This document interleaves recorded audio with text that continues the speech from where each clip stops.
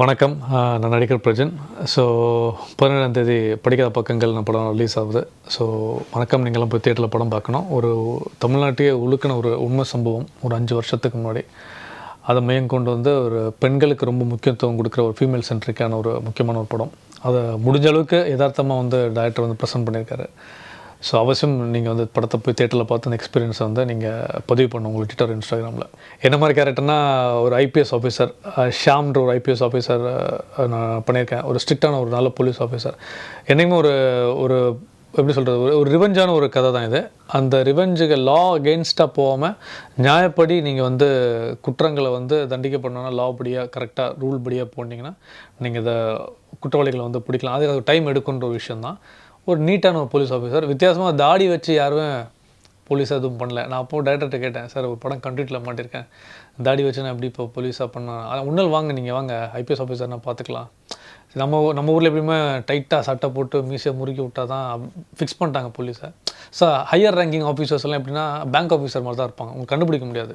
ட்ரக்கிங்கில் பண்ணிட்டு இவர் சிபிசிஐடின்னு சொன்னால் தான் தெரியும். அது மாதிரி நல்ல ஒரு ஐபிஎஸ்ஸான ஷியாம்ன்ற ஒரு கதாபாத்திரம்.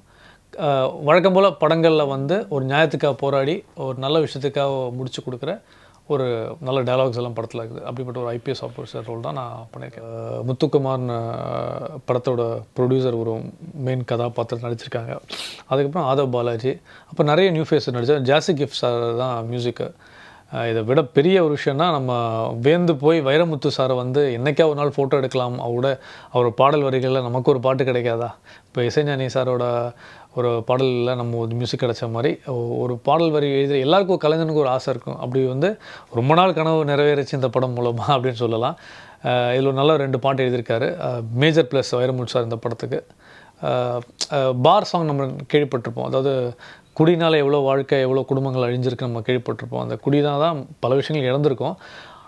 அந்த பார் சீக்வென்ஸில் சரக்குக்கு எதிராக ஒரு பாட்டு எழுதியிருக்காரு. குடித்தா என்ன நடக்கும், நுரையீரல் போயிடும், ஸோ கிட்னி ஃபெயிலியர் ஆகும், குடும்பம் அசிங்கப்படும், புழு பூச்சி கூட ஒன்று மதிக்காது, வீடு அனுமானத்தில் போயிடும், இப்படி சொல்லி பல அழகான பாடல் வரிகளை எதிர்ப்பாக முதல் முறையாக அவர் பண்ணியிருக்காரு. இது வரைக்கும் எனக்கு ஒரு ஒயின் ஷாப் சாங் வந்து சப்போர்ட்டாக தான் வந்திருக்கு, எதிர்ப்பாக வந்ததில்லை. ஸோ அது மாதிரி வித்தியாசம்லாம் கொடுத்துருக்காரு சார். நல்லாயிருக்கு. இது மாதிரி நல்ல லைவ் கதையில் நம்ம பங்கு இருக்குதுன்ற ரொம்ப சந்தோஷமாக இருக்குது. ஒரு 5 வருஷம் ஜிம்முக்கு போனேன், ஒரு 10 வருஷம் ஹோம்ஒர்க் பண்ணேன் அப்படின்லாம் கிடையாது. ஆக்சுவலாக நம்ம எப்போ ஹோம்ஒர்க் பண்ணுற ஒரு ஆள் கிடையாது. டைரக்டருக்கு என்ன எதிர்பார்க்குறோம், இந்த கதாபாத்திரத்துக்கு அவர் என்ன எதிர்பார்க்குறாரோ 100% எதிர்பார்த்தாரோ ஒரு 150% நம்ம கொடுப்போன்றதான் ஒரு ஆர்டிஸ்டோட வேல்யூ. நம்ம எங்கே அவர் நினச்ச ஒரு கதாபாத்திரத்தை கரெக்டாக ப்ரெசென்ட் பண்ணுறோம், அங்கே தான் நம்ம ஜெயிக்கிறோம் ஒரு ஹீரோவாக. ஒன்றும் இல்லை, ஒரு ஐபிஎஸ் ஆஃபீஸர்ஸ் எப்படி இருப்பாங்கன்ற நம்ம யூடியூப்பில் வந்து நான் லிங்க் கேட்டேன், நீங்கள் ரெஃபரன்ஸ் வச்சுருக்கலாம் கேட்டப்போ ரெஃபரன்ஸ் எதுவும் கிடையாது. ஒரு நீட்டான ஐபிஎஸ் ஆஃபீஸர், ஸ்ட்ரிக்டாக ஒரு போலீஸ் ஆஃபீஸர், எந்த ஒரு லஞ்சத்துக்கும் எந்தக்கும் வழங்காத ஒரு ஆள், லாவை மட்டும் நம்புகிற ஒரு நல்ல ஒரு ஐபிஎஸ் ஆஃபீஸர் எவ்வளோ கரெக்டாக இருப்பேன். ஏன்னா எனக்கு அது கொஞ்சம் ஈஸியாக இருந்துச்சு. ஏன்னா எங்கள் அப்பாவும் போலீஸ் தான், இன்ஸ்பெக்டர், ரிட்டையர்ட் ஆகிட்டார். எங்கள் அம்மா ஃபேமிலி போலீஸ் தான், தாத்தா ஃபேமிலி போலீஸ் தான். நான் மட்டும் எஸ்கேப் இப்படி வந்துட்டேன். ஸோ அதை பார்த்து அந்த சாப்பாடை சாப்பிட்டு வளர்ந்தனால எனக்கு போலீஸ் ஹேண்டில் பண்ணுற ரொம்ப ஈஸியாக இருக்காங்க. ஆக்சுவலாக முந்திர படங்கள் நான் பண்ணியிருந்தேன், D3. ஸோ அது எனக்கு ஹோம்ஒர்க் எதுவும் இல்லை. நான் அதே 6 மாதம் கை குழந்தைலேருந்து எங்கள் அப்பா நான் பார்த்து வளர்ந்துட்டுருக்கேன்.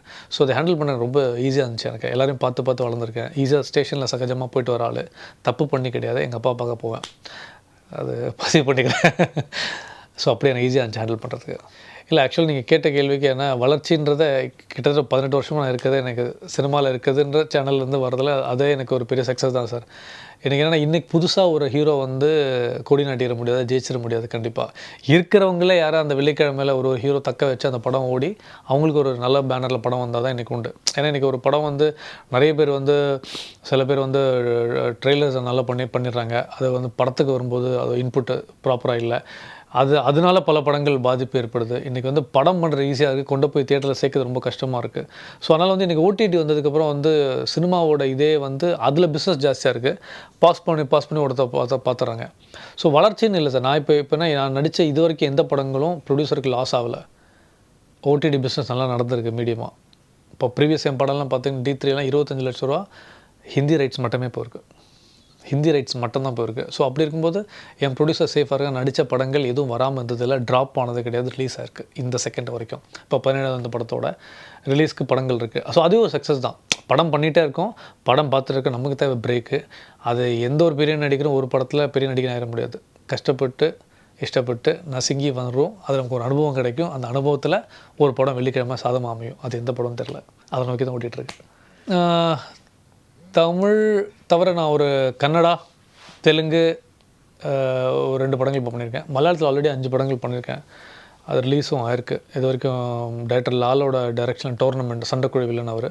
பிருத்திவிராஜ் சார் கூட ஒரு படம் செகண்ட் ஹீரோ பண்ணி அது ரிலீஸ் ஆச்சு.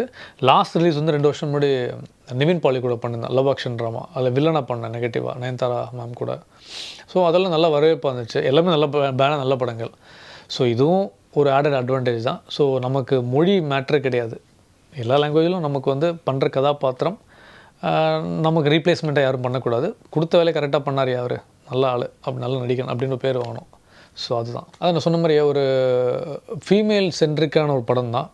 அது என்னென்னா ஒரு இப்போ நம்ம உட்காந்து இங்கே பேசுகிற நேரத்தில் அங்கங்கே பல குழந்தைகள் பிறப்பாங்க, பல குழந்தைகள் இறப்பாங்க.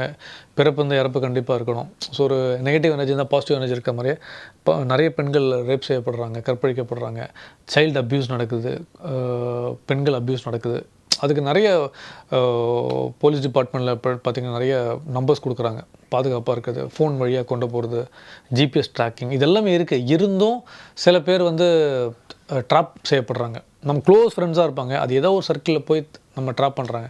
ட்ராப் பண்ணிட்டு அவங்க பிளாக்மெயில் பண்ணி சில வீடியோஸ், தப்பான வீடியோஸ் எடுத்துகிட்டு அதை வச்சு மிரட்டி பணம் பறிக்கிறதும், அதுக்கப்புறம் வாலண்டியராக நான் அவங்க சொல்கிற விஷயத்தை நீங்கள் பண்ணால் மட்டும்தான் இருப்பாங்க. அதில் சில பேர் தைரியமாக இருப்பாங்க, சில பேர் முக்கால்வாசி தைரியமாக இருக்க மாட்டாங்க.